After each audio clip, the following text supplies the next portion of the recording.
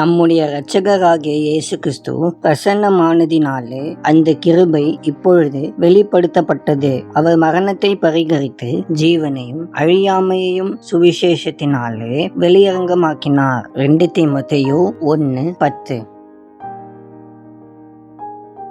அநேக மக்கள் தாங்கள் பரிசுத்தமானவர்களாக இல்லை, அதனால் கிறிஸ்துவிடம் வர முடியாது அல்லது கிறிஸ்துவை ஏற்றுக்கொள்ள தங்களுக்கு தகுதி இல்லை என்று நினைக்கிறார்கள். உண்மையில் கிறிஸ்துவிடம் வந்தால் மட்டுமே நாம் பரிசுத்தமாக முடியும்.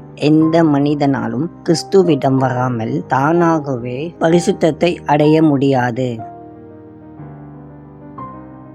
அன்பின் பரலோக பிதாவே, இந்த நல்ல நாளுக்காக உமக்கு நன்றிகளை செலுத்துகிறோம். கர்த்தாவே, நீர் செய்கிற எல்லா நன்மைகளுக்காகவும் இரக்கங்களுக்காகவும் உம்மை துதிக்கிறோம். ஆண்டவரே, உம்மிடம் நாங்கள் வருகிறதற்கு தயங்காமல் நீர் எங்களோடு இருக்கிறீர் என்பதை அறிந்து கொண்டு உம்முடைய கிருபையை பெற்றுக்கொள்ள எங்களுக்கு உதவி செய்யும். இந்த நாளின் தேவைகளை சந்தித்து எங்களை ஆசீர்வதியும். இயேசு கிறிஸ்துவின் மூலம் ஜெபிக்கிறோம் பிதாவே, ஆமேன்.